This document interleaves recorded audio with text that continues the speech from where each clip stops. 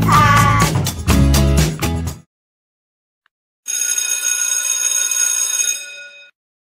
終於等到落堂，真係好肚餓啊！等我即刻衝落去飯堂搵埋向日同埋子軒一齊食飯先。喂，向日子軒，你哋傾緊啲咩啊？我哋要一決高下，睇下邊個飯盒先至係最低碳。咁啱嘅，我都減緊肥啊！近排冇啖好食，今日我個飯盒就得返雜菜鮮果沙律同埋烚蛋咋。減肥？乜嘢減肥啊？我哋唔係講減肥喎。吓？明明聽到你哋講緊低碳㗎喎。齊欣，我哋係就係講緊低碳，不過我哋講緊碳排放嘅碳，唔係碳水化合物嘅碳啊。哦，搞錯晒添。咁咩碳排放啊？碳排放就係一個活動或者產品所產生並排放到大氣中嘅溫室氣體嘅總量，主要來自燃燒化石燃料，好似煤炭、石油同埋天然氣。由於大多數以二氧化碳為衡量標準，所以又稱為碳排放量或者碳足跡。咁你哋又當緊啲咩呢？我哋想做個盲盒大測試，隨意喺學校飯堂揀一個飯盒，再運用老師講過嘅飲食方面嘅碳排放知識去決定邊個飯盒先至係最低碳。我好肚餓啦，不如快啲開飯先，邊食邊傾啦。又好啫，數三聲一齊開飯啦！3、2、1，開！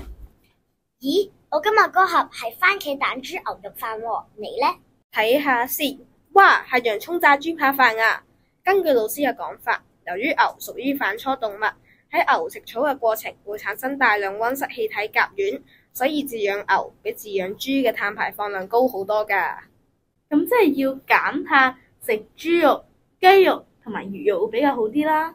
但係喺烹調方面去睇，煮有比炸更勝一籌，因為炸豬扒要用大量油，而且炸嘅過程非常高溫，會消耗更多能源，碳排放量自然較多啦。咪住，聽你哋咁講，生食物就係最低碳排放嘅咯。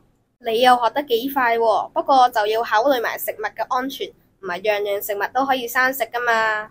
話時話，其實我絕對認為我先至係今日嘅冠軍咯。你何出此言？嗱，你睇下啦，我今日嘅飯盒係雜菜鮮果沙律，有青瓜、車厘茄、番薯、烚蛋整成嘅沙律。無論係選擇食材以至烹調方法，都係你哋啱啱所講嘅低碳之選，簡直係又低碳水又低碳排放啦。咁又未必喎。點會呢？你知唔知整沙律嘅食材喺邊度嚟㗎？梗係知啦，我尋日同阿媽一齊去街市買嘅。青瓜係日本溫室青瓜，車厘茄嚟自以色列，番薯係韓國空運到港嘅，而雞蛋就係泰國蛋，全部都係新鮮食材，我敢保證絕對冇問題。你有所不知啦，食物嘅來源都好影響碳排放數量，因為食物從外地進口，無論係經空運定船運，都產生一定嘅碳排放，所以想減碳就可以支持本地農場嘅蔬果啦。哎呀，似乎我哋今日都分唔到高下添。唔緊要啦，反正我哋三個已經學識咗點樣運用低碳飲食嘅知識，不如就等我教埋收聽緊嘅你哋啦。低碳飲食小貼士：蒸煮簡易又低碳，食材選擇咪亂揀，支持本地真心讚，吃得健康又簡單。